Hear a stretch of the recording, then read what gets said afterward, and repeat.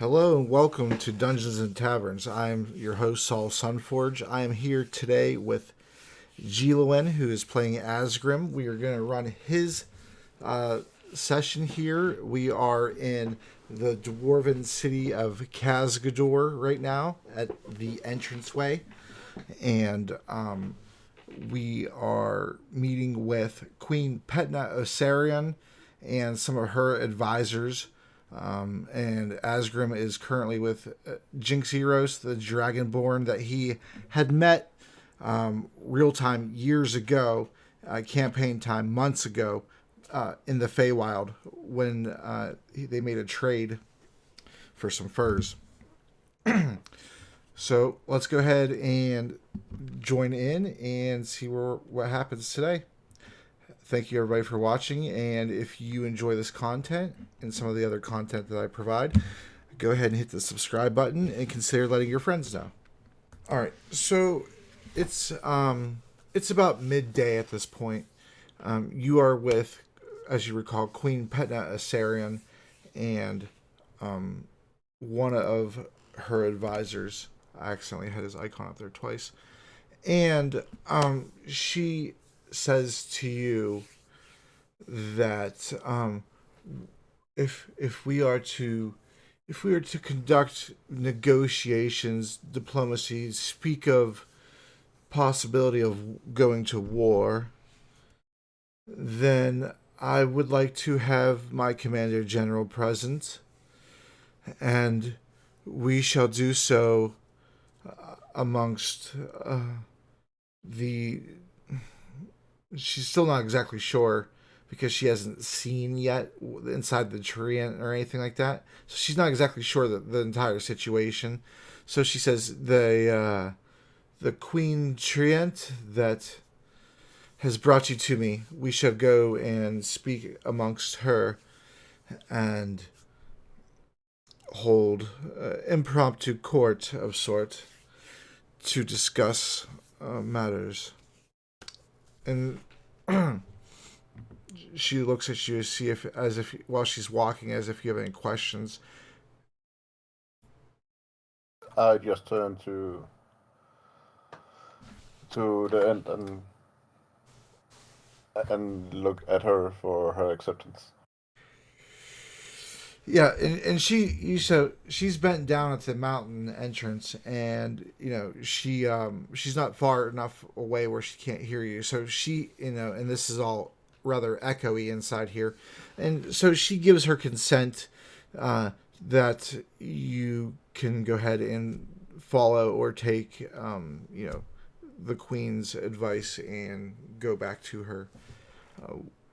So a short while after the queen walks to the next pathway from the stairs up to a smooth stone platform,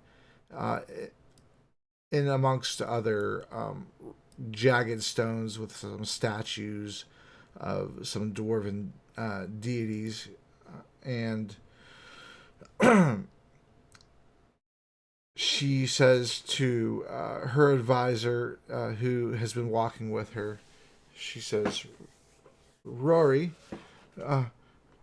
be a good lad, and she's talking to him kind of like as you would talk to somebody who's perhaps an adolescent, although this gentleman has to be at least over 150 years old from what you know from dwarven history and culture and things. That dwarves can live quite long, and this gentleman looks to be close to middle age. And so the queen says to him, run along and fetch me Commander General Kedwin, please. And Rory, says, very well. I will leave you here with these strangers. And then he looks at you, Asgrim, and then you notice that he spends more attention on Jinx for the following statement, but he originally starts it by looking at you, and says, "No harm shall come of Queen Osarian, If any does, it will be your heads, assuredly. Look around you. And you see up on the statues that there are several guard placements, and you can see that there are guards walking up staircases on either side of your left and right while you're walking up the staircase up the center. We're both merchants. We both value our heads since we need it to calculate. Hmm. I like you. All right. Very well, merchants. I will leave you with the queen. And then the queen kind of waves him along and gives him a remark of assurance that she'll be fine. And so you have a few moments left alone with the queen if you wish to speak to her by yourself. It pleases me that I don't have to call upon contracts of old, and that you're a person of rationality instead of conceited benefits. Well, we aren't too fond of the undead kind around here. We have had some incursions, but nothing as large as you aspire to. Your people are in need of protection. Our people are protected by the mountainside, and we are reclusive, true. But it is not for no cause. But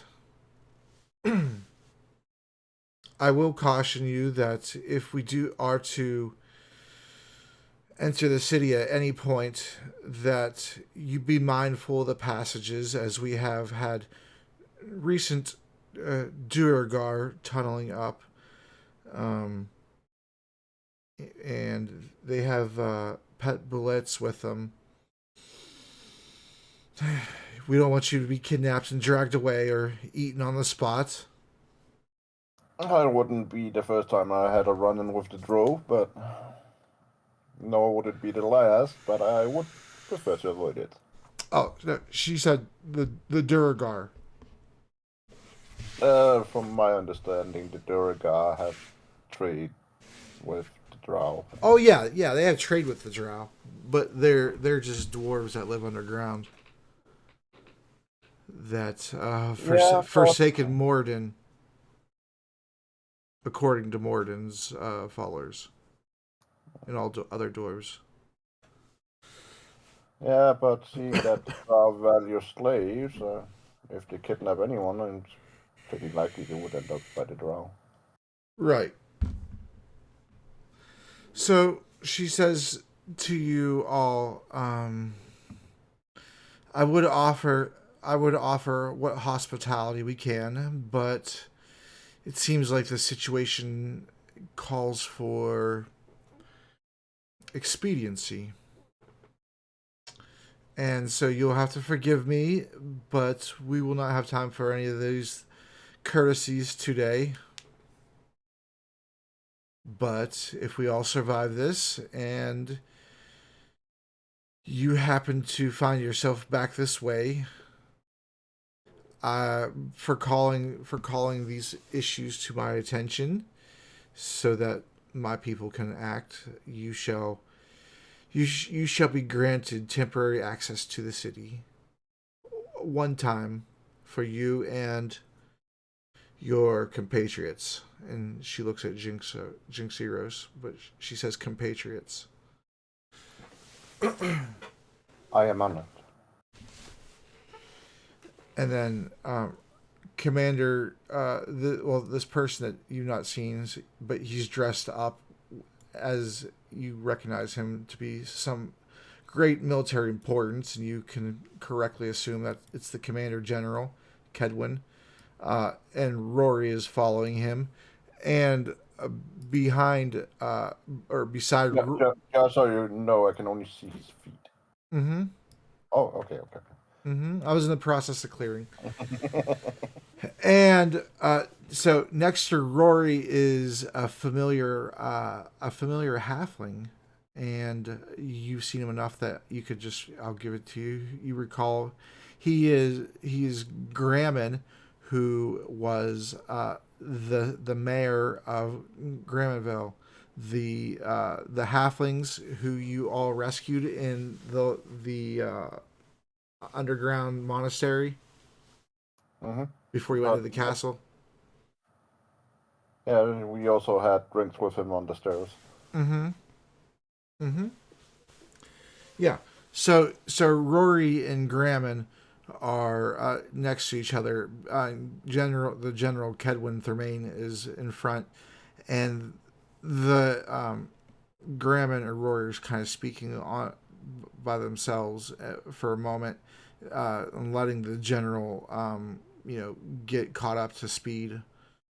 And so the general goes over next to the queen, and he's dressed up he has a lot of dark leathers on, and his boots are the only thing that he has on that's metal, and he has a brimmed leather trilby, and he comes up to the queen and says, "My queen, you called?"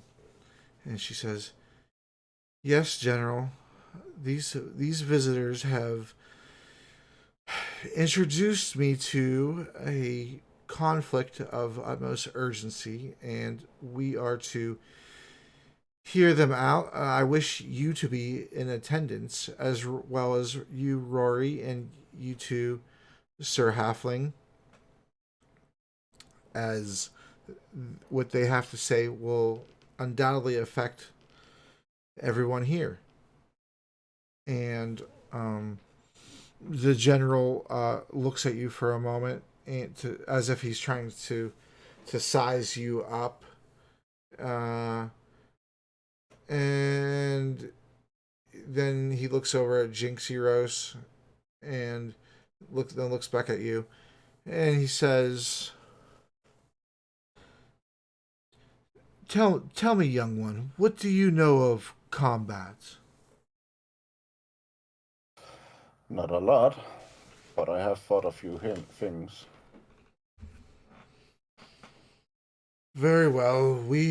I shall listen to what you have to say, but you look like nothing but perhaps a traveling scholar of sorts."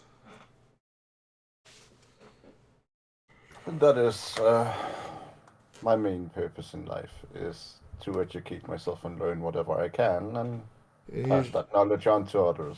you travel with a dragonborn merchant. Yes. And Jinx says, "We just recently became reacquainted with each other, and our business dealings are mutual and brought us here together. You shall speak to him, though I have less matters involved in this than you all. I am just here for support and at the conclusion of these events to carry on with my journey." And the general says, "Very well. It makes things a little bit easier."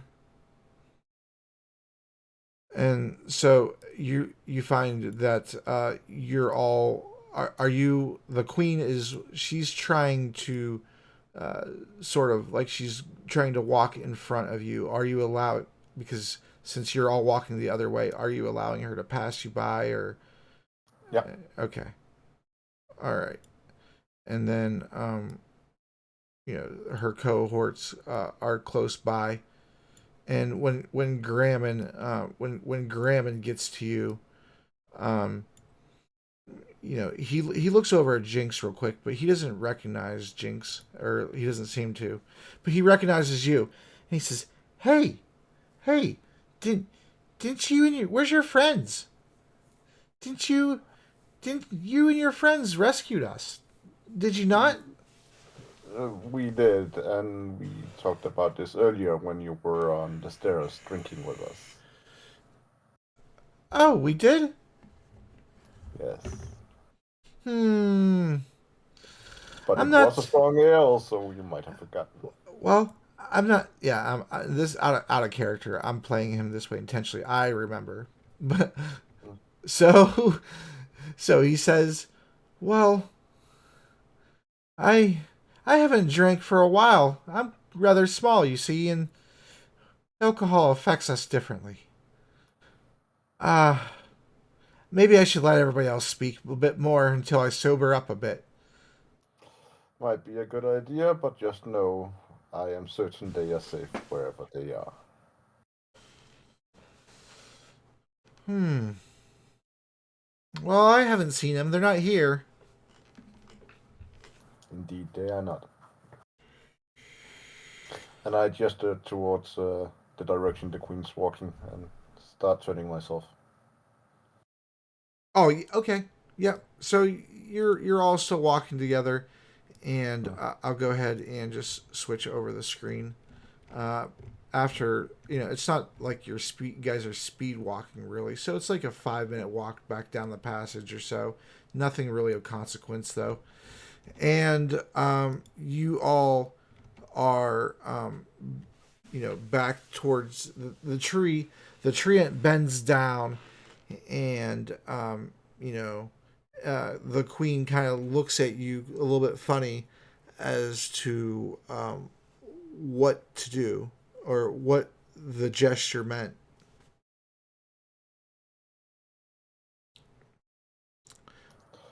They seek a proper meeting to discuss how to proceed from this point on. Inside the tree?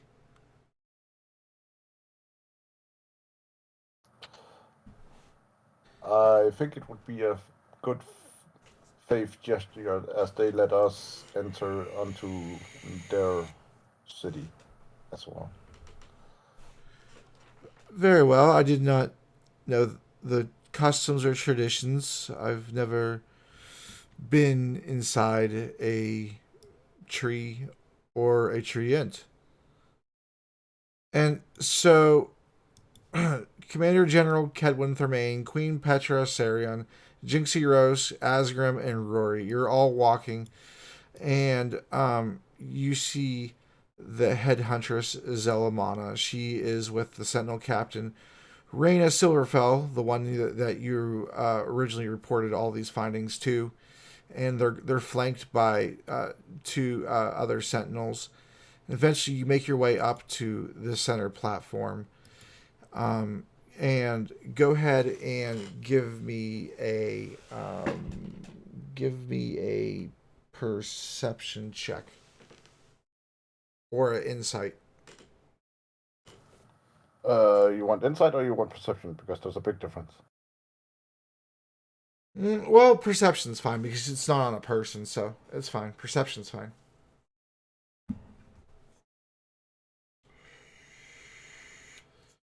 Woo. And Uh, I'm still on Cascador map just right now. okay, yeah, that's fine.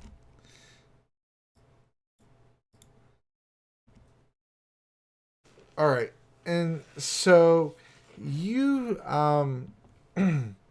for once you all climb the staircase and you see the all these people, you look beyond them because what catches your eye, or well, really your ear first, you hear a distinct vroom, vroom, vroom, and you see one of the devices that's down on the ground floor where you came from that has the staircase, rounded staircases going up to this platform that is it basically looks like a square uh, tree trunk, but it's a platform raised up where the staircase is connecting to, and on that platform, you can see that on the ground is a summoning circle, and around that summoning circle there is, and it's really the only thing in here that's metallic, a metal ring that is slowly and then more rapidly spinning. suspended in the air around the circle, spinning horizontally. And you believe something's about to happen from that. And so the Queen Petna, she gives a bow and to the head huntress, who is still firmly locked in to this rooted throne, and it's an actual throne, but it's been there so long, and the roots of this tree have just incorporated themselves into the stylings of the throne, and there's so many of them that it actually makes it look like the roots are the throne. And so she's connected to this, and she says, "Thank you, Sir Asgrim, for bringing this party up before me." And go ahead. The honor is mine, my queen. And she introduces herself to everybody around, and she says, "For those of you who are not familiar with my culture and my people, I am the elven head huntress Ezel Amana. I am the leader of Emil Alda, the mother tree for my people, the connection to this world with the Fae, the ultimate connection." And then it seems like Queen Petna is gonna say something, but she stops because she doesn't want to interrupt. And the head hunter says, I am not certain what Asgrim has spoken to you all of. I just heard bits and pieces from the distance, but we are facing what looks to me, from my vantage point across the distance, a severe undead horde, a throng you could call it, several thousand deep, currently marching its way past Mordavia and through the swamp. Miller's Crossing looks to have been lost. It looks like some of the forces have diverted off into the jungle to clog Schneek in nearby locations. However, I do not believe they should be too successful going that way. However, what's important to your people as well as mine is the majority of the undead forces did not split off and are currently heading in our direction. With the only other possible split is off to Coventry. Sir Asgrim, you seem to know more, as you have been briefed other times about these threats, and so you have a collection of what I believe is several valuable testimonials from reputable sources, no doubt. Indeed, I have. I have both from King Bernard and I cannot forget his name. King Jorgen. King Jorgen. And their plan is, and I relay it. I see. So they wish to boil gallons and gallons of butter and rub themselves nude and run through the fields. No, I'm just No. That was for the after party. I suppose that will attract some of them. No, so you relay everybody's plans back to them. I understand that you don't want to have to relay it another time. So, Queen Petna says, so you have a necromancer who is willing to climb the mountain and try to divert some of the forces against themselves? It was the plan. If Do we you have know? no, we do not know if it will work or not, but we thought it was an attempt that was worth trying. Oh, thanks to the lemon and the ice cream. Uh so she says to you,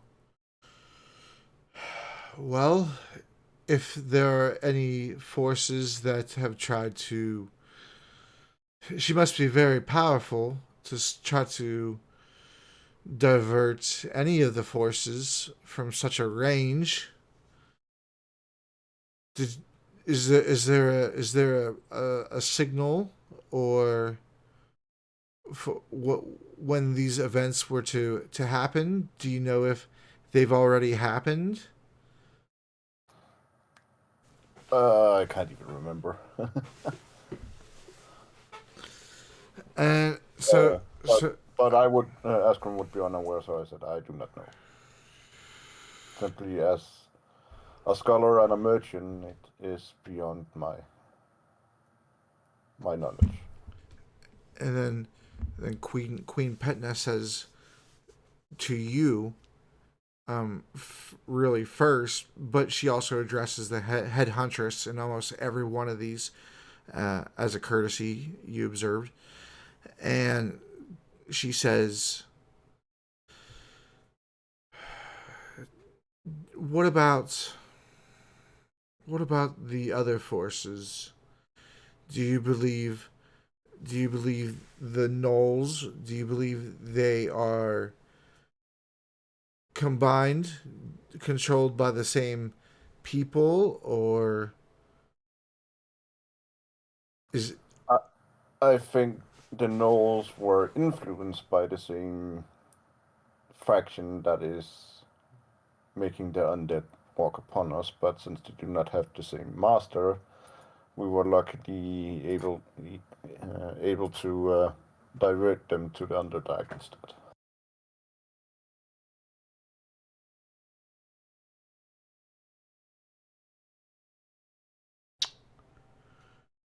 you diverted the gnolls from Sidgemire to the Underdark? Indeed.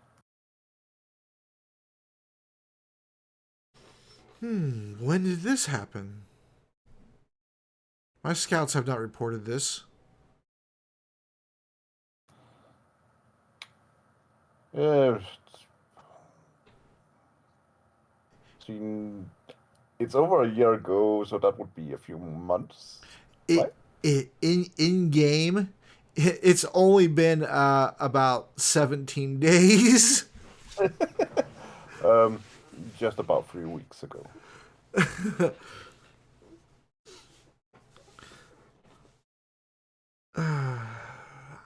I see.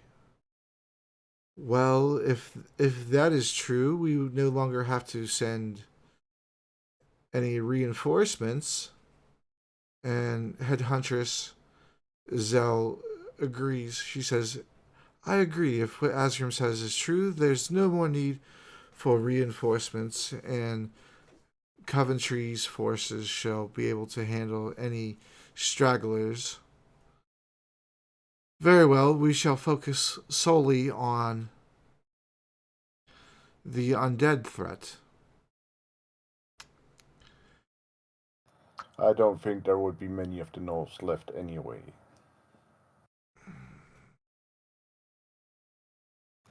There was quite a contingency of trolls and a dragon at the entrance I sent them to. What of the beholder? The beholder on the field. It its eye rays has killed several tens of my troops. The beholder is also dead. Sadly, we lost a comrade to that.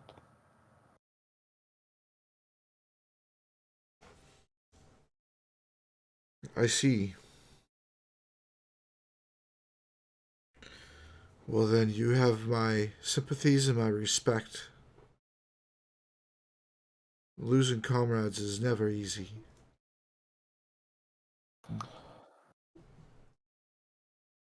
It isn't.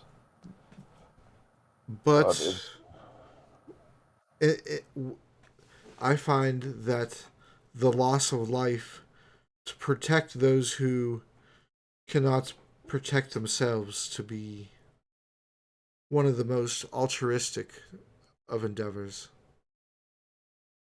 that is true. And it also teaches you the value of life and makes your enjoyment of it that much more.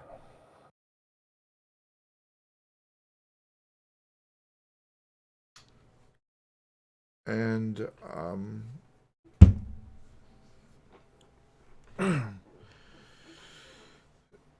so the group pretty much collectively is so they're interested, at least invested in your story on how you've arrived and the whereabouts of your group.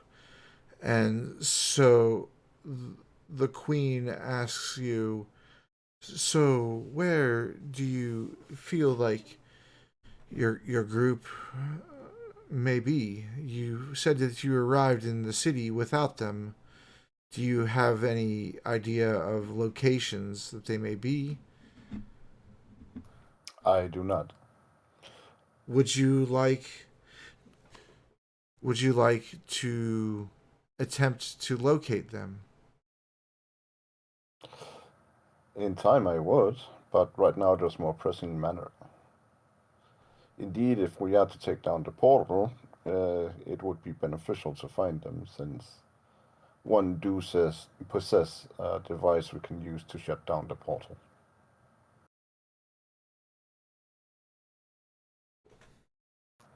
And that's the one person I do not know where is. Her compatriots, I do know where is, because wherever she goes, Foxodon would go, because they have a special bond.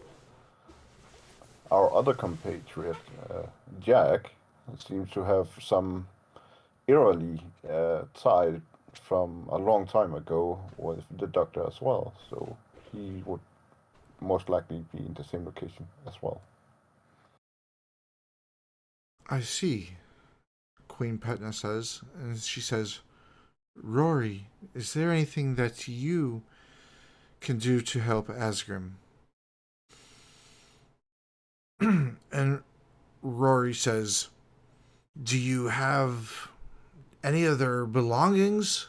Anything that they have once touched that has their essence? Perhaps any hair or items, potions, anything that they've owned?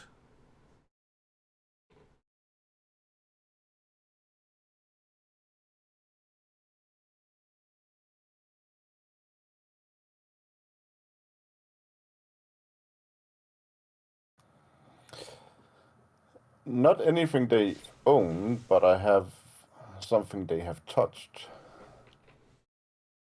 R- recently. No. What is the item? I take out the necklace of spell storing.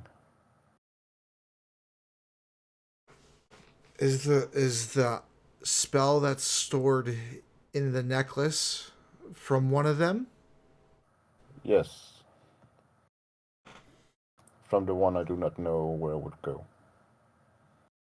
This this could be very useful. If only. Hmm.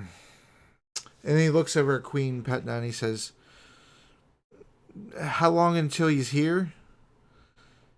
And then she looks around at the head huntress, and she says, "With your permission, I'd like to use your summoning circle." And the head huntress says, "You may." And so the queen she pulls out a necklace from under her tunic, and you can see that it is a resnium crystal of some sort. And she takes it and she smashes it on the ground. And when she smashes it on the ground, uh, flakes of it, impossibly small flakes of it, like granules of sand, float off, and they head off to the summoning circle that you seen with that's humming over beyond on the ground floor. And the metal ring around the circle starts spinning a bit faster and starts pulsing. And after it pulses 3 times, um, out come, and let me reveal them.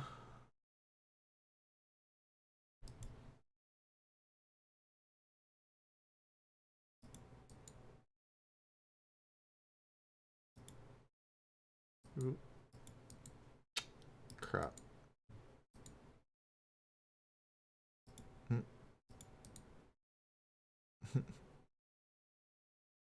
And this really, here we go. Token layer. Token.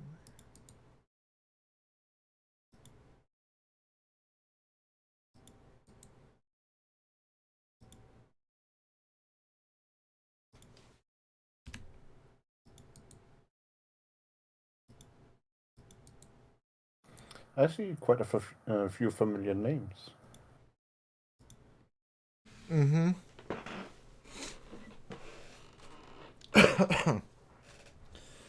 And so out of the portal, on the left staircase, you notice that Erasmus appears, and his pet familiar Fenris, he's accompanying him, um, and they also have someone else in front of them. You can't really tell who it is from there.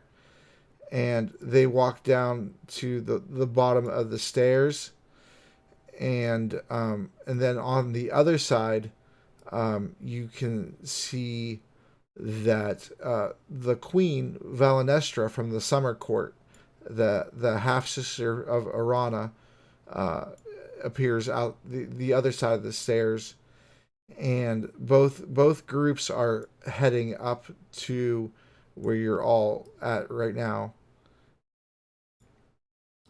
And it looks like this platform is about to get a lot busier. As they come up, I greet the ones I know. Okay. And so, yeah, as they come up, the first thing you do is you greet Erasmus and Fenris, and then Queen Valenestra. That's the one who gave you the pendant to get back into the Feywild for merchant reasons. Mm-hmm. And Erasmus, as you know, is the instructor for the school. Fenris is his familiar, and Last one. they are accompanied by um, some type of canine race that you've never encountered before.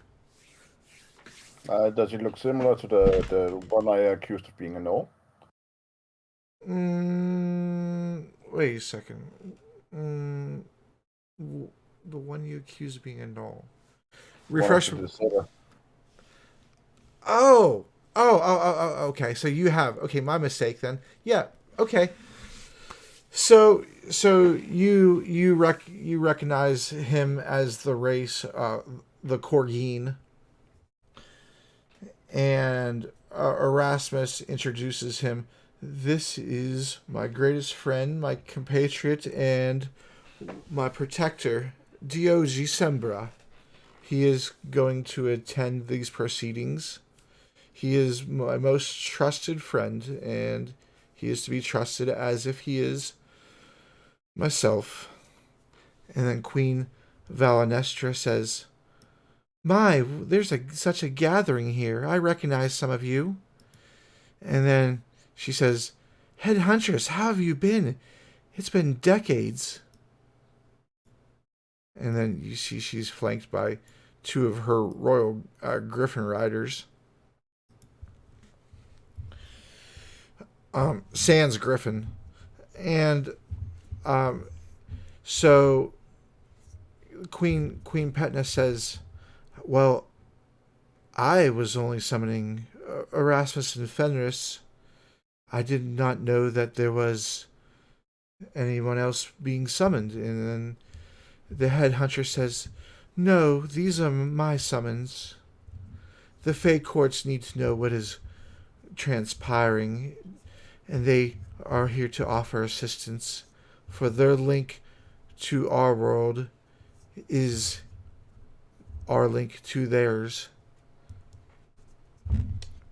And the Summer Queen says, I am honored to meet all of you. And so they spend about 15 minutes or so filling her in on everything that has happened so far. And they all, at the end, look to you and they say to you, do you feel that you can, since this is your mission originally and brought this to everyone's attention, do you feel that you can find your comrades and assist? Or I assume that since you all had a plan, since you've been separated, you wish to find them most expediently. Well, the plan kind of progressed while we were separated, but yes, we did have an intention to go there beforehand to try and close the portal. Now we've just gained the knowledge of how to do it. Do you mind sharing this information with all of us? The one called the Doctor. The doctor, your friend. Yes, he possesses a Restnium pistol.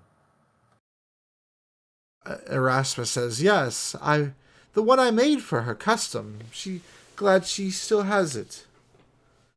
It shall come in use." Yes, that indeed it shall. Has she used it yet? I think she has a few times. Hmm. And he says, "Well," he looks, searches in his robes. He has many pockets in his robes, and he's like, "Oh," and he pulls out a small resnium crystal and he hands it to you, and he says, "Here, this is for her gun in case she needs more juice. It shall last a short amount of time, but it shall help." And then Erasmus, now everyone's kind of looking at him. He's clearly, as far as you can tell, the oldest one here, including older than the head huntress, but you're not exactly sure because Erasmus doesn't exactly look human. He has human features, but he has features of a few different races. And so he says, "I suspect strongly that the undead incursion that you all are currently trying to head off is associated with that Lenosius character. I think he's trying to cause a rift in the land. But why?" And that was my theory as well. I do also suspect that he's the one that stole both the dwarven drum and elven bow. Why would he want so many people fighting, I wonder? Because if we're fighting each other, we won't Fenris be. Fenris says, "Don't you understand what a distraction is?" And Erasmus says, "I told you not to interrupt." He says, it was my turn anyway." He says, "What were you saying?" Fenris says to you, Asgrim, "Do you think so too?" I do believe so. I Because if we're seen fighting that each look other, in your eye. I believe so too. Because if we're fighting each other, we won't be able to.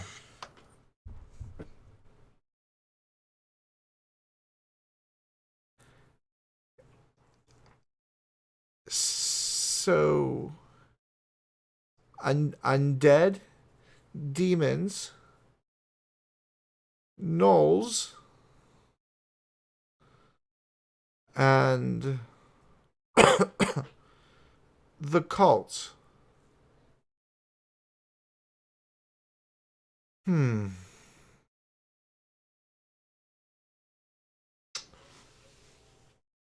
That's a lot of problems.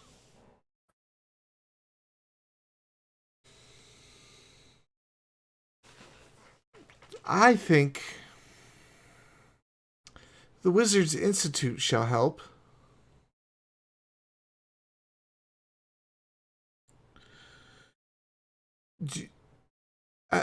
And he says to you, I didn't join in at the beginning of the conversation, but did you know where your allies are, Asgrim? The other students?"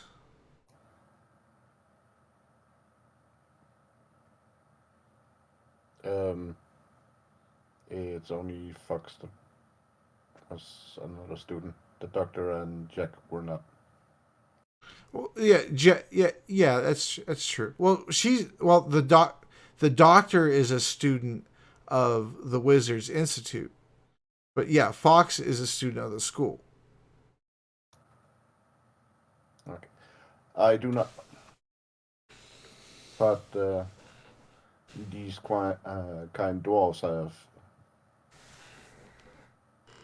promised to assist me in trying to locate them. And then Rory speaks up and says, "Yes, I was just telling Asgrim if he had any items of material possession of his allies. Since you're here, this should be a breeze." And he says, "I was going to scry on them using one of their items." And then Erasmus says, "Do you to you do you remember when I gave you the amulet around your neck for all the students? If you're on the same plane as them, you'll be able to travel to them." Oh, I understood that we only travel back to the school with them. No, it will travel back to them. The staff that you stole from my room in Sentinel Hill was to travel back to the school. As I remember, you gave it to us.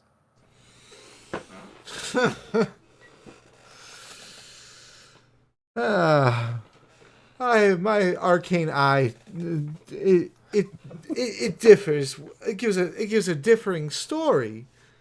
Nevertheless, it's back where it belongs. If you search your belongings, it was specially made for me. You see, Mm. it's never too far away from me. Anyway, all you need to do is put your amulet around your neck, as so, and just touch it to your chest for a few seconds. You will disappear and reappear rather close to them, as long as you're all on the same plane of existence. For instance, if you were in the Feywild, it would not transfer you back to them at all. It would transfer you somewhere, well, you may not want to be. So I suggest, And the question is, are they on this plane of existence? well, Rory, let's go to Rory and see if we can find out if they're on this plane of existence. If they are, then you can use your amulet to travel to them. Yes, but I still need to go to Clock Sneak.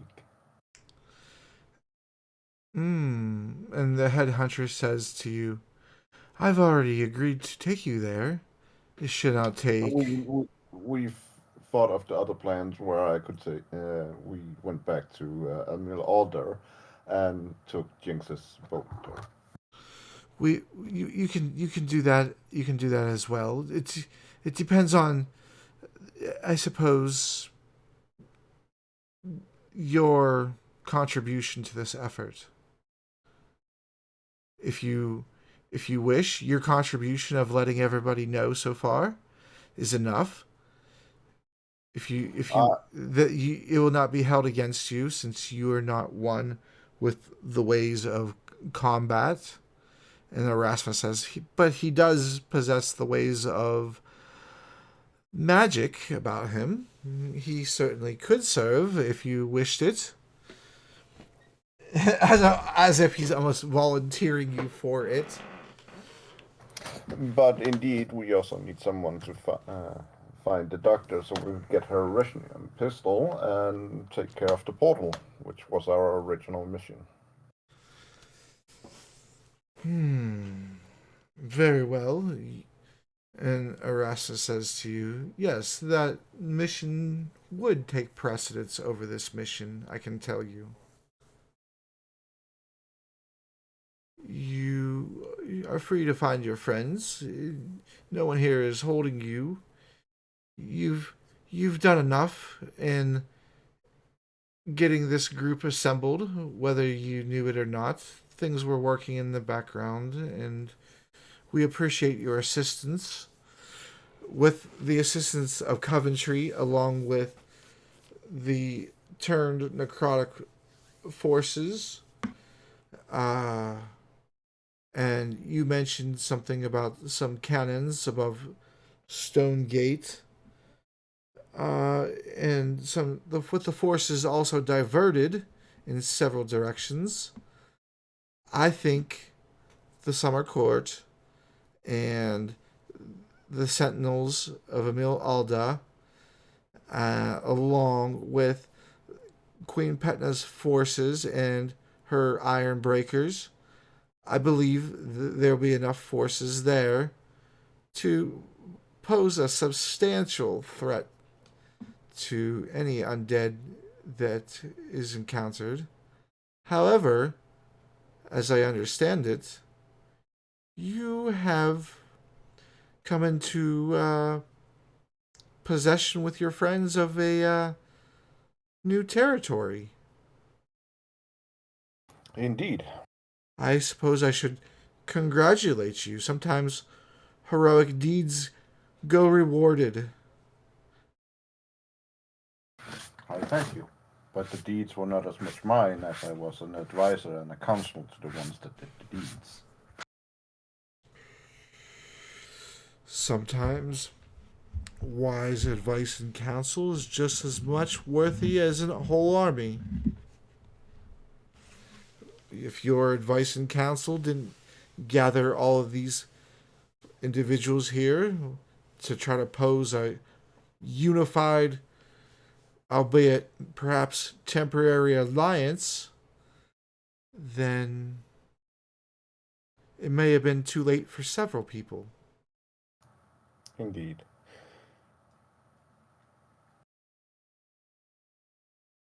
And it was an honor to be part of it.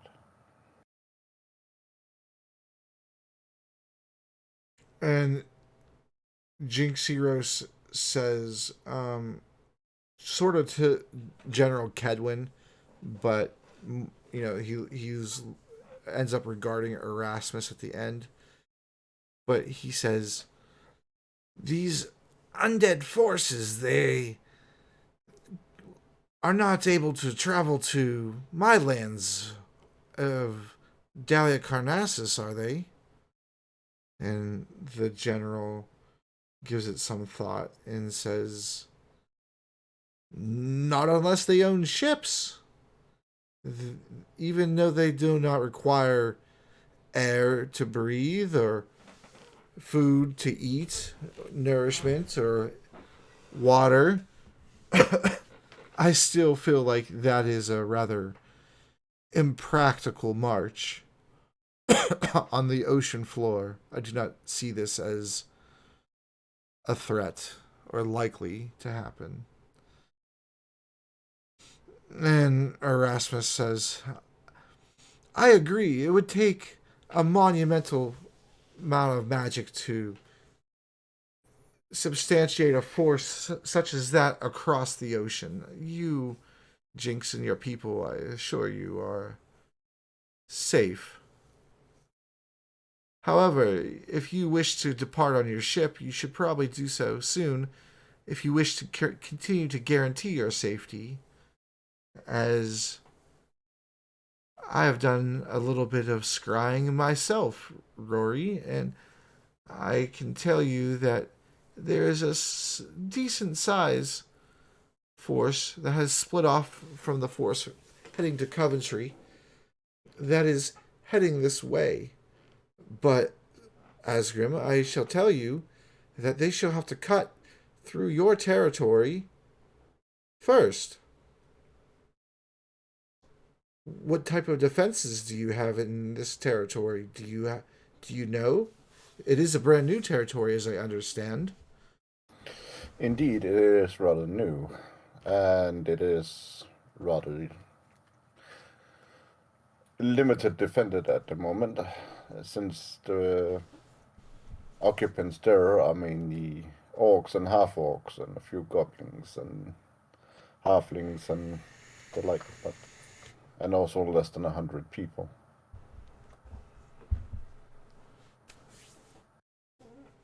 No, Well, that's less than 120 people. Fenrir says, I know orcs are strong and tough, but I don't think those odds are in their favor either. No. Says, I think we should go protect the green men first. It was one of the reasons why I offered up our territories as a base of operations for Rory's men.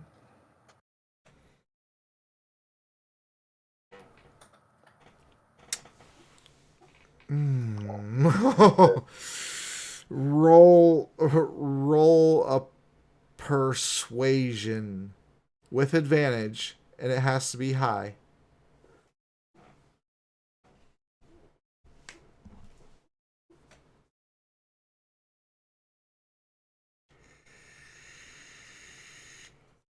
That high enough for you?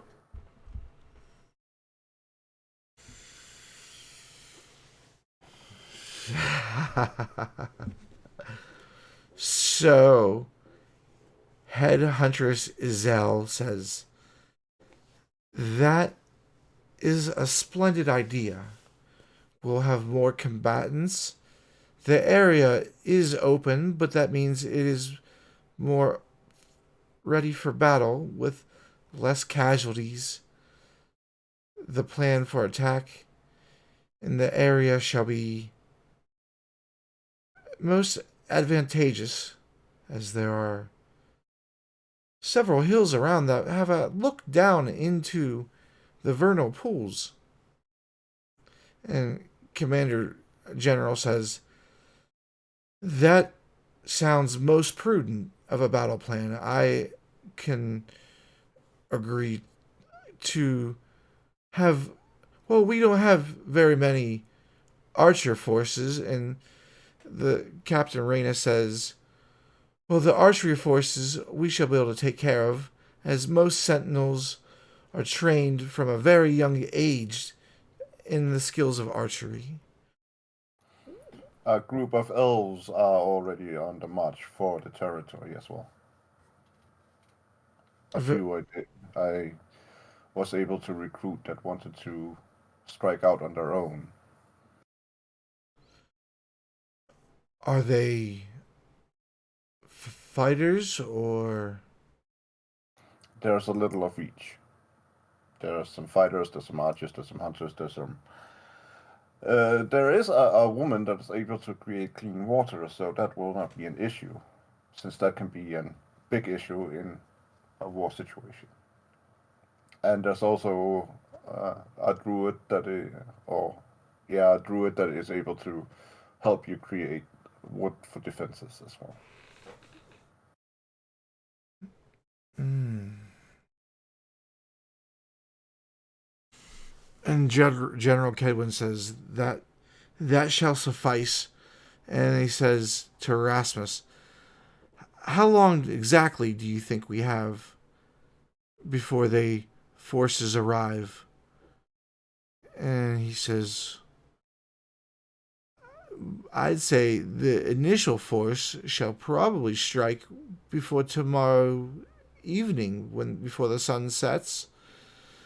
There was a secondary force I was able to see, not more than a half a day behind, and there were some straggling commanders I seen. But I would say that we should probably head to, what is the name of your territory? Rivenheart. Rivenheart, a very nice name. We shall head to Rivenheart at the conclusion of this meeting. I believe the defense of that takes a priority over going to Klogsneek. Asgrim, would you be willing to defend your own territory? Until my dying breath. Very well, you shall depart at the end of that.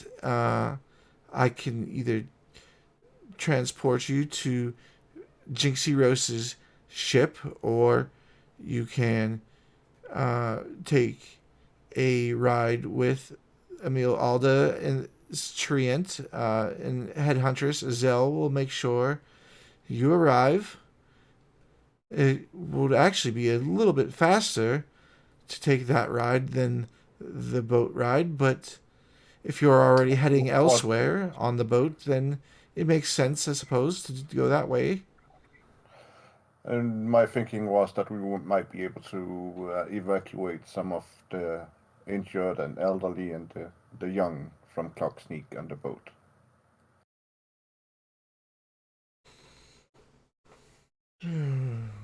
Where would you infirm them at?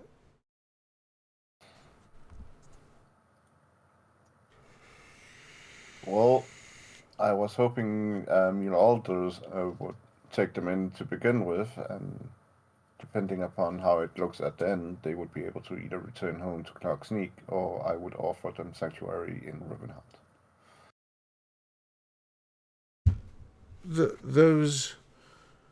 Those are very wonderful plans. And the headhunter says, yes, once this conflict is over and Emil Alda settles back down and roots back in place, there will be a place for them to stay.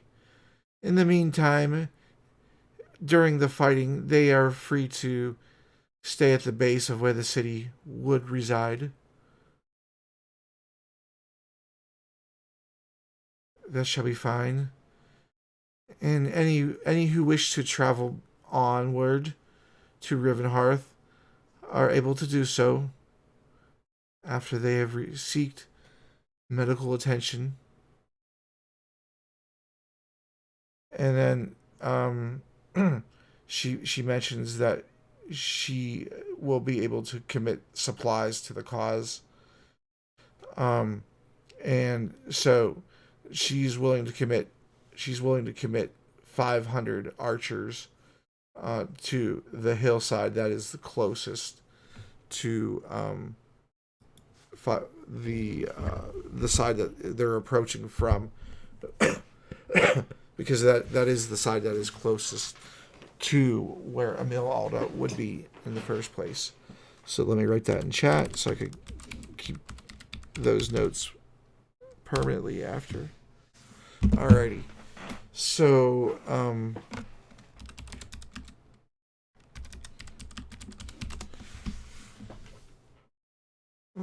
why is it so much? There we go. It's really laggy. All right. So, yeah. So she commits 500 sentinels and supplies of food to come in from. It would be coming in from the west, your city's east of where Emil Aldo would be, and so she says that she'll have a supply line of food going to Rivenhearth to help support, at minimal, her troops' food needs, as well as bandages and any supplies that are left over are for use for the general populace. And I'll go ahead and put those supplies in and things like that before the next session. I thank you. And then she looks over at the Summer Queen, Queen Valanestra.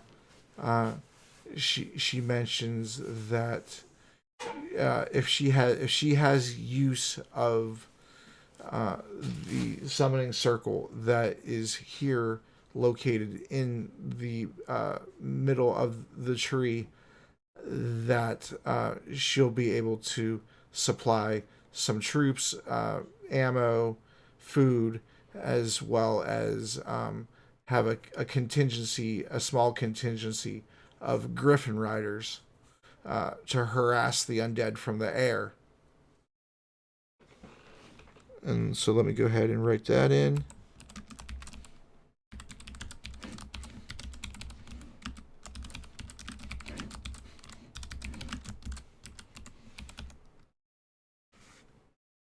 Oh, my mistake. I think I did say Griffin a few times. I meant Pegasus. Yeah, because they were Pegasus. Indeed, they were. So Pegasi then? Pegasi riders? Is that how you say it? I have no idea. I'm not a horse dude. You're not a horse dude? Yeah, I think it's Pegasi. All right. So she commits to you that you'll have a contingency of 15 Pegasus riders to harass from the air, as well as supplies for food, potions, some enchantments,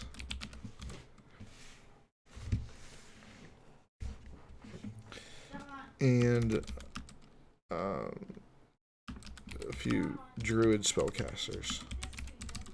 There we go. All right. All right. So after she mentions what she'll be able to bring through using the portal, the head huntress says that would be most useful because during the battle she anticipates that the rooted throne room itself will be under attack from some of the undead who are able to get into it, and it will need to be defended if she is to keep control of the treant. Where we were going, I don't have a lot of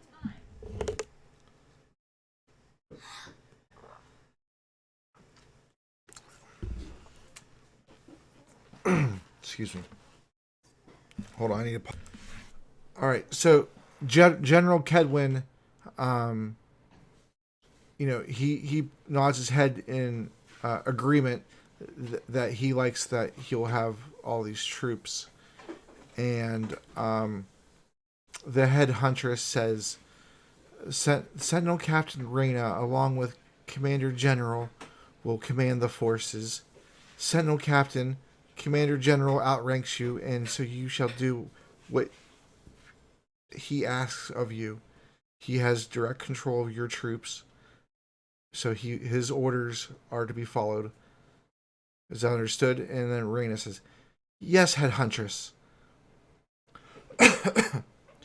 And Queen Petna says, even though Khazgador is further away than the supply lines of Emil Alda and the magical summoning from Queen Valanestra, we shall be able to bring an initial force of 750 dwarves. And they shall be the main initial attack as your archers pepper the forces from the hills. I suspect that my forces will probably take on the most of the casualties. And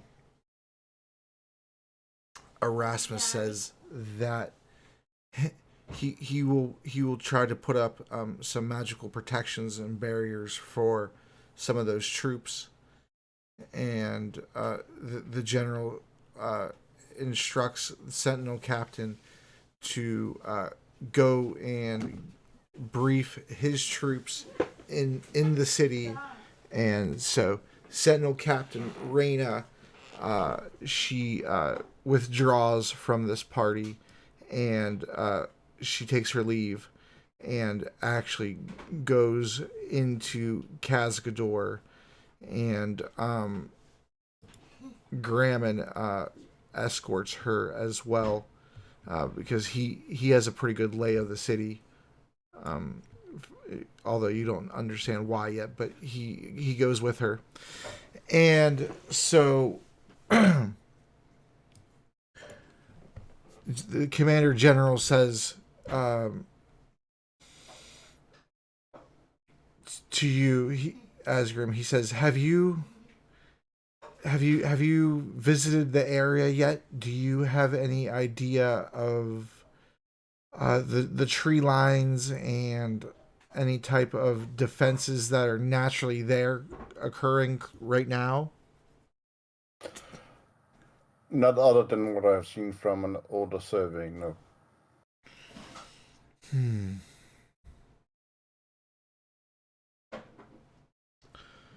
Well, I think that I can get a few rows of troops together, and then I can send supply lines of troops if needed. I don't know about Miller's Crossing. If you think that it can't be salvaged, then I think we should just hold up along the perimeter of Rivenhearth and not allow any further transgression to the west past that. If you feel like Miller's Crossing can probably still be saved, then we may be able to hitch a ride, so to speak, with the Sentinel captain here. And, oh crap, I moved the wrong lady, didn't I? I did. I moved the wrong token. All these dang names in the way. There we go. I moved the head huntress. My mistake. Sorry, Izel.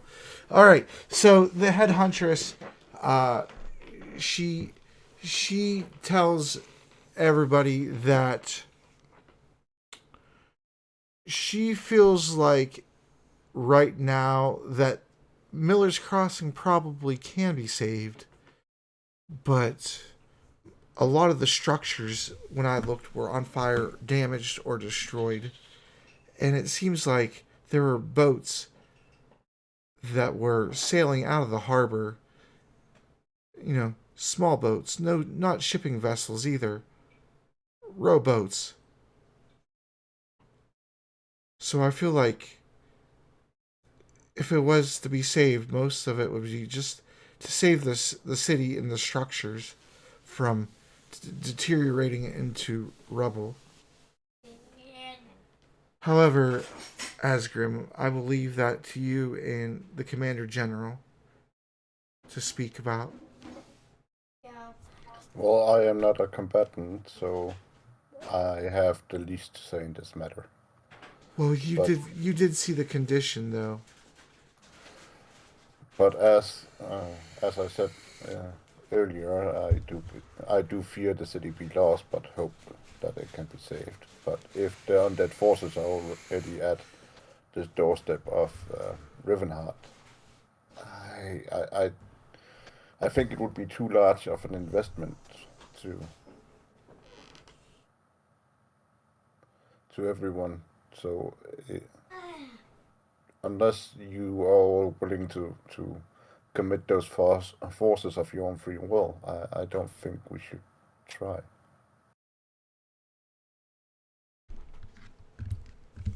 The commander general thinks about it for a moment, and he says, we have ships. We could sail into Miller's Crossing. We could rescue. We could mount a rescue mission to save survivors, or we could try to attack. We could port and then try to attack from behind.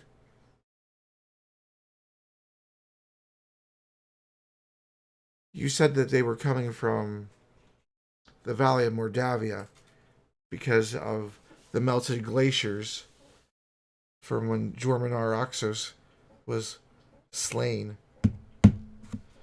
So if all the undead are coming in from the lost city of Corvallis, then that would mean the largest force would still most likely be gathered, as I feel like the mass movement of undead, especially with how uncoordinated they would be, I feel like the majority of forces would still be behind.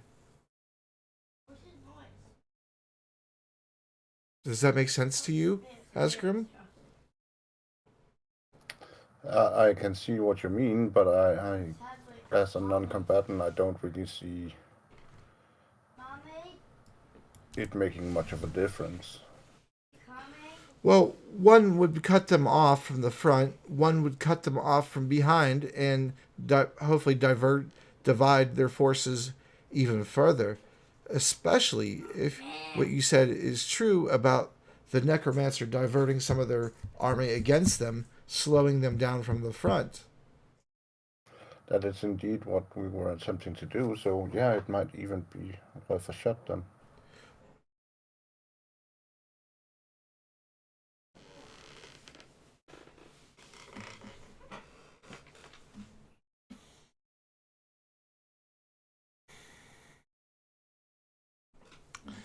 And so he says to you, very well, I will instruct several of our fleet to go around, sail through past Barrowmorn around the strait and beyond the cape, and then we shall come up behind. It shall take, well, the time factor. And Rory says, I can travel with the fleet and ensure that we cut our time down substantially. And Erasmus says, I can ensure that as well, and Fenris shall help as well. But then that would mean the front of the city wouldn't be able to be as protected. Fenris is like, I could take care of some of the protections. And Erasmus is like, oh, I'm better. I am better at the transportation. I shall be able to make sure that he pulls out of one of his pockets. He has a little tiny trinket, and it looks like a fan. And he says, we shall be able to move most hastily with this. And no one really knows what it is. So he goes to. Do you know what it is? In character or out of character? If you know out of character, you can know in character because Asgrim is a scholar. So Well, I do believe it is a constant wind machine. I just can't remember the name of it. The one that kind of like just makes wind go in a certain direction It's of the desired. it's a Qual's token, and for 24 hours when he throws it up in the air, it stays and it follows the ships, and it will blow a Yeah, very favorable wind. yeah. That was the one I was thinking of. And so the general says to Erasmus, "Very well, let's post haste. Let's." And then Erasmus and Fenris together go over there, and then Dog, he hasn't really spoke too much. He's kind of just been observing, you know, and listening to Erasmus speak. But now that there's an actual plan going on, Dog asks Erasmus what he wants him to do, if he needs his personal protection or not. And Erasmus says, "You shall go with the ground forces to protect Rivenhearth, and I think it would be wise for you to go in advance and perhaps try to gather the troops and perhaps work on any type of defense that you can. Maybe, instruct them in the ways that you wish them to take on any stragglers. We have most of the magic going with the fleet to move us about. So the protections on the city will be a little bit less significant. But I trust that you shall survive this endeavor." And he hands him something in his closed hand after he digs in his pocket, and Dog puts a paw out and grasps it and puts it into a satchel on his waist. And he says, "Very well," and he bows before everybody, and he tells you that he wishes you luck in finding your comrades. Thank you. With all the assistance I'm offered here, I am pretty sure I shall succeed in the endeavor. All right, so let me write that down here.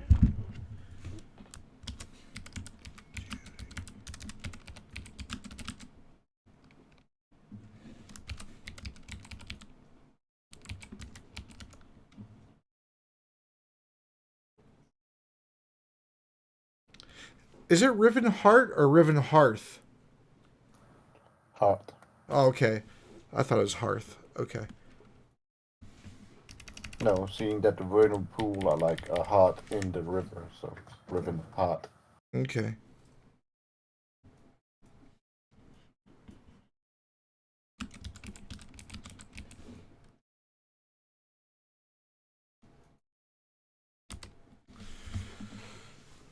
All right.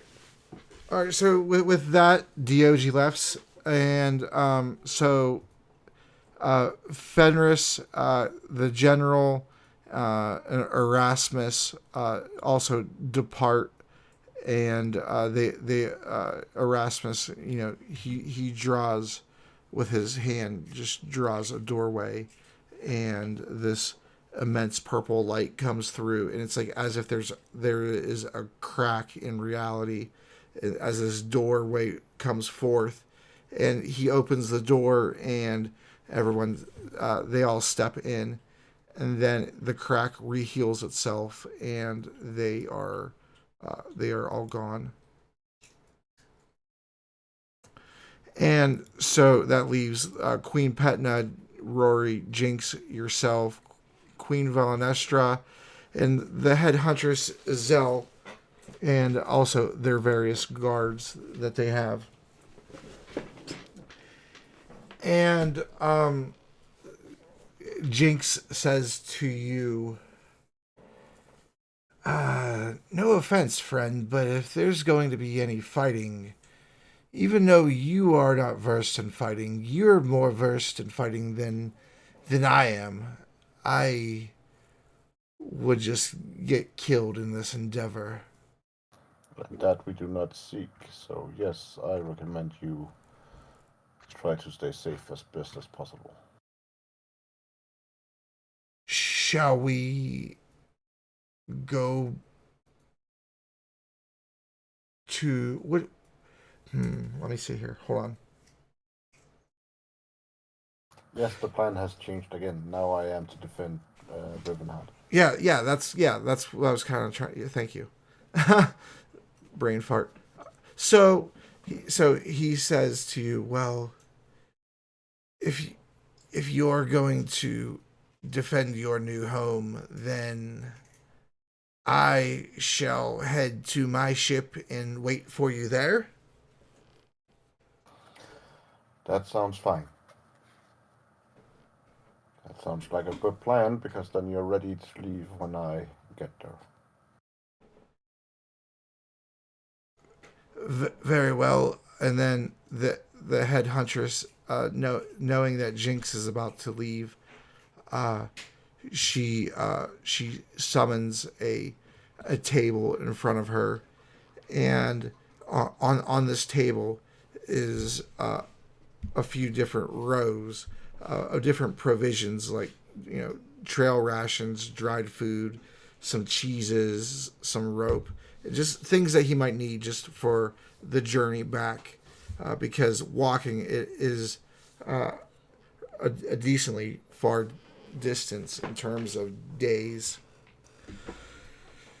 And so the head huntress wishes him well, says that he's free to take. Thank you, honey. Says that he is free to take anything that is on the table, and he says that he is kind of hungry. He starts eating a piece of jerky, and waves bye to you over his shoulder as he's packing these belongings in a little rucksack, and is departing. And as he's departing, he turns around to you and says, "Take care not to die yet, my friend." I shall do my best. Rakeen has many plans for our future. We have adventures on the seas yet to embark. And then with that, he goes down the podium, around the spiral staircases, down the red carpeting, and he goes off into the city.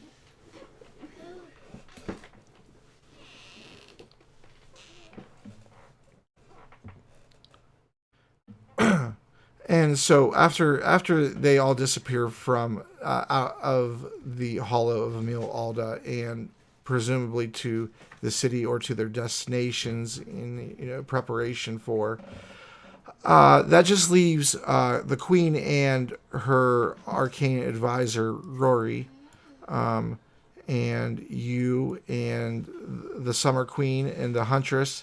And the Summer Queen is, as her dealings are done, she is going to get her troops ready, and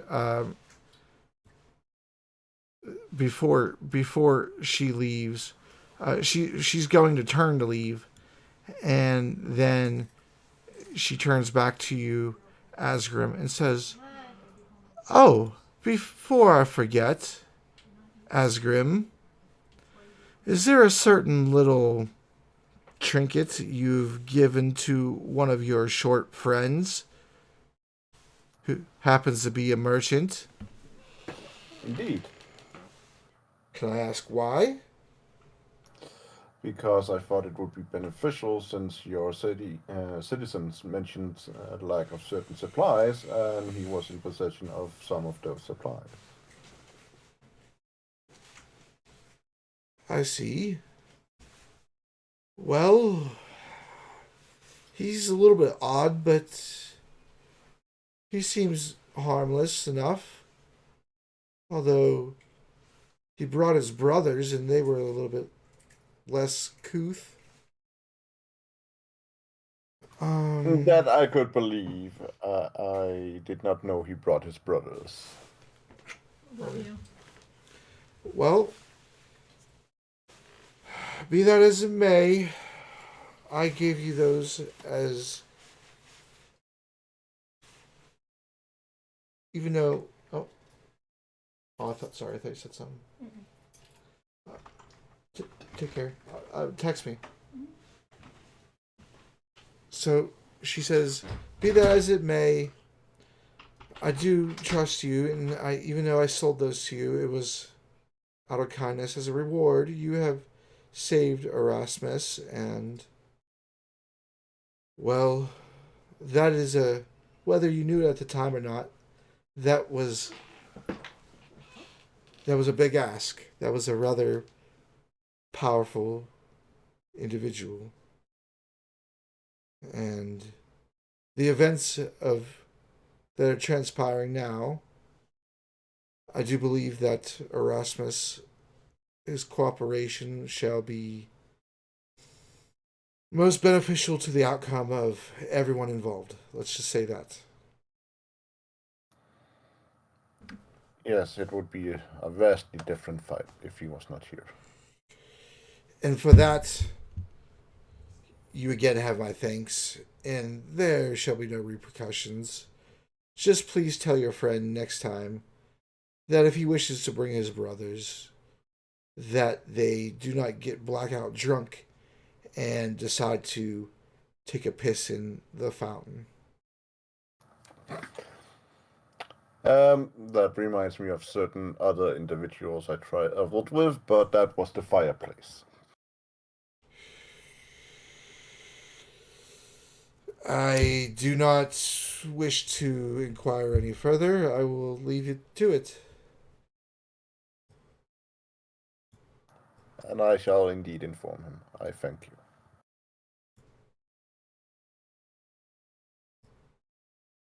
you. Okay, and then so she walks to the other portal, you notice, and walks into that portal, and you see a very bright but abrupt flash of light just totally engulf the whole area, and as the light dissipates, you find that they are gone. And so that leaves just you, Queen Petra, and Rory, and the head huntress and her guards. And so so Rory says to you, "Yes, I agreed to help you find your friends, did I not?" I believe you did. And then he says, "Follow me," and he leads you over to where Erasmus came out of the summoning circle, and you see there that there happens to be another smaller circle on the ground, and he says to you, "Yes, now Erasmus has seemed to have left a little help. Even though he is absent-minded, he still does things in his weird way. You just have to watch out for how he does give you your assistance. Some of it is a little bit cryptic. So he asks you, please place your item that is from the doctor that she has touched with her magical essence trapped still inside into the small circle." I put the necklace in the circle. All right. So he asks you to stand on the exact opposite side of the circle of him, and he he starts some incantations. Yo, Vulture, Gracie, Malia, Lee, and he puts his hands down, and as he does that, you you see that the item rises up in the air, and that little circle. There's now a view. It's like a viewing platform. You're able to see the hologram of the doctor, and it looks like she is there next to Fox, and she is also next to some unknown ogre and some unknown looks to be a goblin, but the size of a rather tall human actually, and they are in some sort of talks right now. The goblin and the ogre are they have like you could tell that they have some sort of pirate garb on, and you see some guards up on rooftops that have their bows drawn and ready, and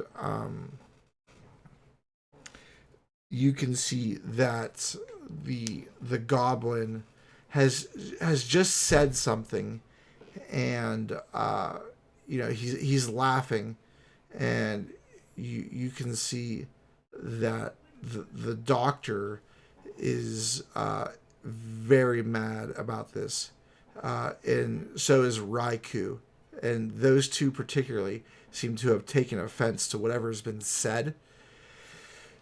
You can't really tell where they are at. However, you see that after the doctor takes offense, and you can stop watching whenever you want. However, once you see that the doctor takes offense, she casts meteor swarm on these people, Oh, and what did the goblin say, by the way? oh no, you can't hear what they say. I can read lips. Okay, okay then. All right. I suppose I could give you that, even though it's over a scrying. I suppose I could give you that. So it seems like they are in some sort of agreement. There is a wanted poster, and the goblin points to the wanted poster, and it's not there. The doctor asks what poster, and the goblin seems a bit flummoxed that the poster is gone.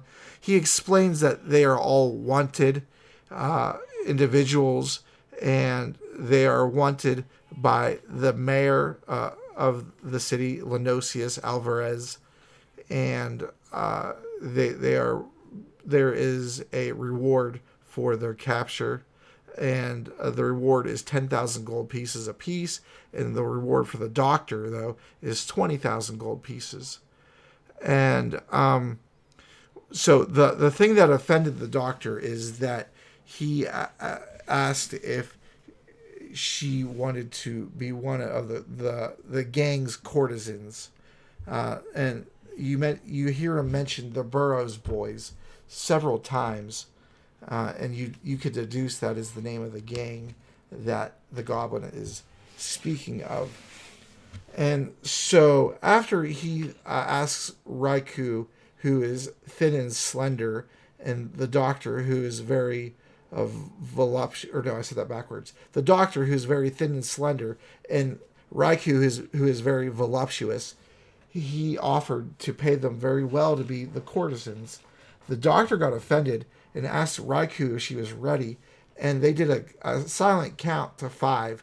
The doctor let go a meteor swarm that leveled a very good portion of this village, and you're able to see that a young elven lady runs out clutching a baby in her arms, and you can see that she's saying, my baby, what, somebody killed my baby.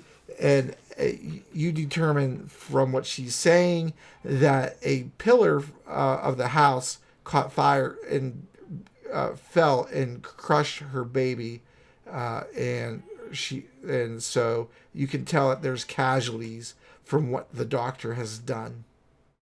Hmm. The scrying ends at that point. Well, it looks like they are indeed on this plane because they are in Dahlia Knesset.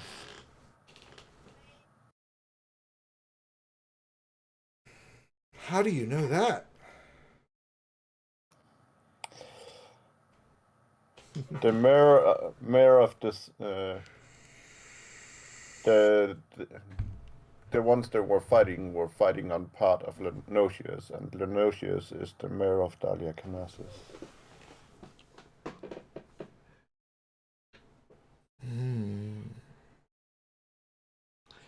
So they're fighting the entire city? Right now they are fighting a gang. Is this a gang you're familiar with? Nope. So you have no idea why they would be fighting them. It seemed like Lenosius had offered a reward for their capture.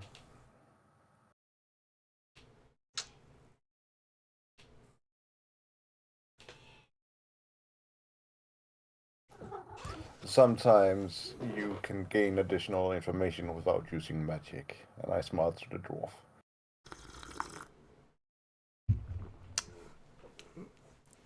Very well. Seems that they're correct. Battle doesn't need to be the only skill. So, what's your plans? Well, the plan is to defend Rivenhard, and then try and get to Clark Sneak, and then I will make my way towards Dahlia Knesset to reunite with them. After that, we will find Jinx again and head towards the portal and try and shut it down. That is a lot of things. Indeed.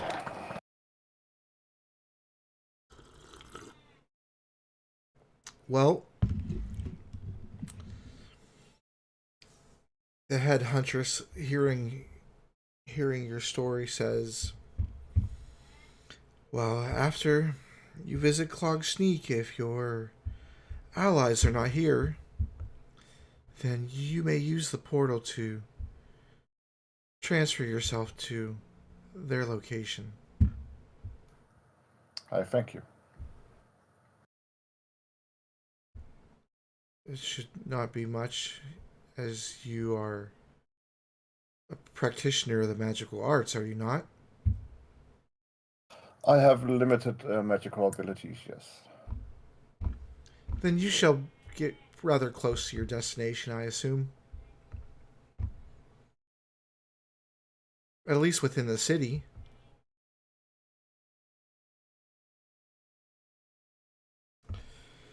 Well, it looks like we all have our destinations. Uh did you want to in the meantime, did you want to go into the city? You may get supplies to ready yourself for the defense, or we shall take off as soon as the commander general has the troops in order.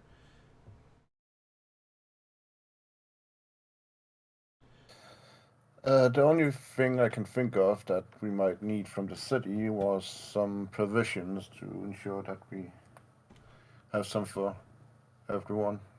Yes, the provisions for the troops will be provided. I was more inquiring Uh, whether uh, in the time that it takes for the troops to gather and amass, that you are free to look around the city if you wish.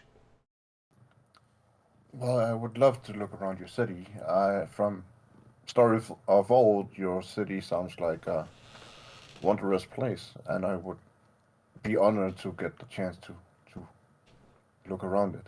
But also, I think it would be a good idea for me to try and acquire some other magics that might help aid us in the upcoming battle, since most of my spells are not combat related. Very well. what do you propose? Would you like access to the library?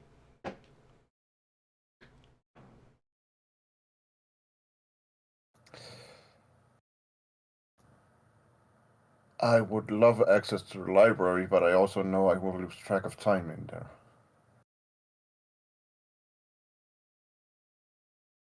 Let me ask you a question. Do you have original works? Any books that, or manuscripts or papers that you have written yourself that are not formulated off of others' books or ideas or works? I have some, but not a lot.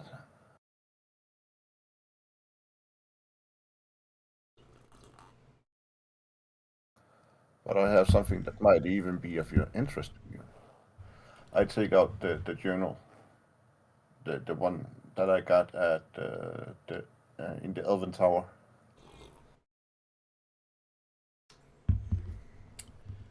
The interest is not for me, Asgrim. The interest is for the requirement to enter.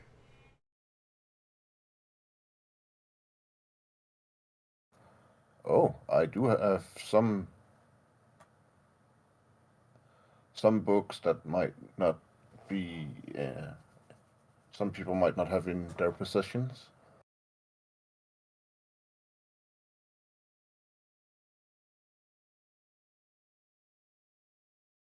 Very well, then I shall grant you access to a very, shall we say, prestigious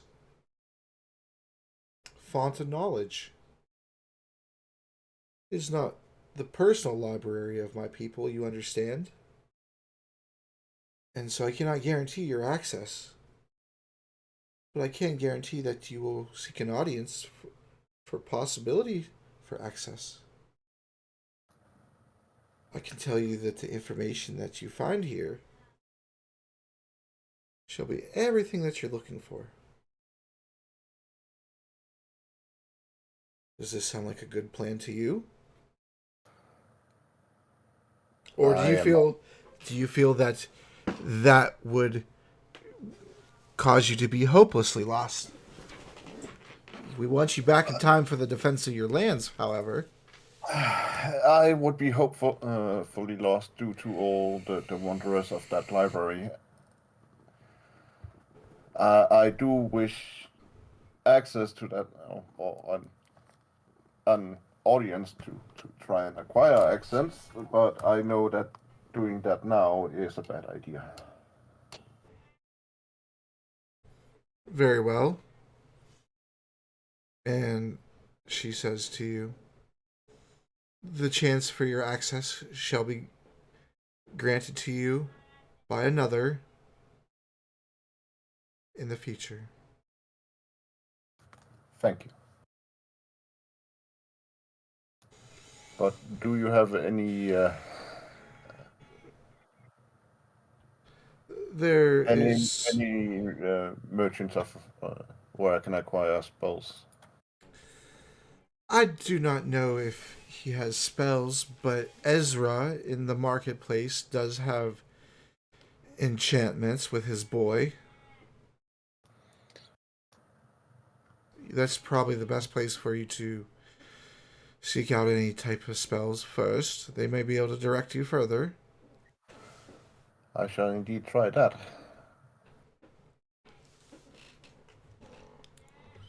I thank you. The market was all the way back on the left side, right? Uh, the market, when you go on, when you're on Kazgador's map, it is all the way to the end and to the right, and it says the market above it. Okay. No, they told me at one time, and I just kind of was like. Oh, I thought. Oh, sorry. I thought you were asking me out of character. No, no. Oh, okay. All right. Well, then she definitely wouldn't say what she just said. All right. So she says, yes, the market is past the triple stairs, past all the statues, the statue of Morden. It is over by the church of Morden, over on the right side before you enter into the town proper. We set all of our markets and the banking establishment in the area of the town that can be accessed before the restricted areas that have not seen non-dwarven people for some time.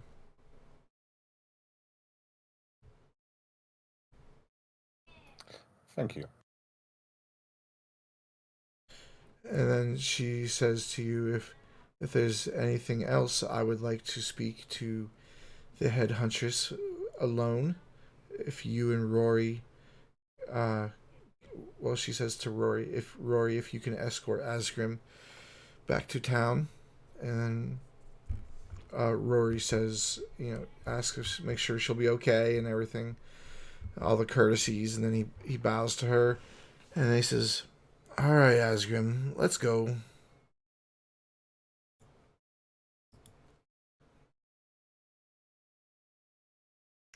And then they go, and the queen goes back up the stairs and goes to speak to the head huntress.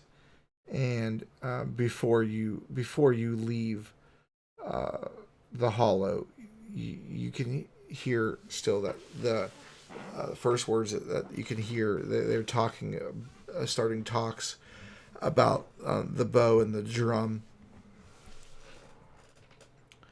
And Rory leads you back to the city, and I will bring you back to that map.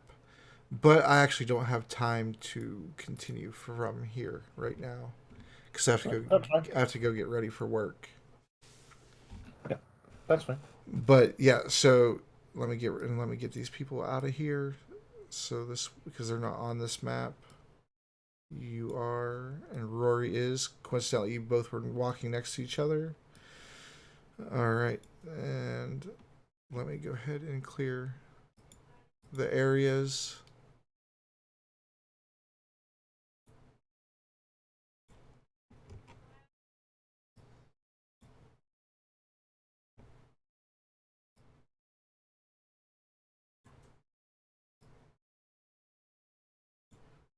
And the little bit of housing you can see down there, that starts the military housing for the troops.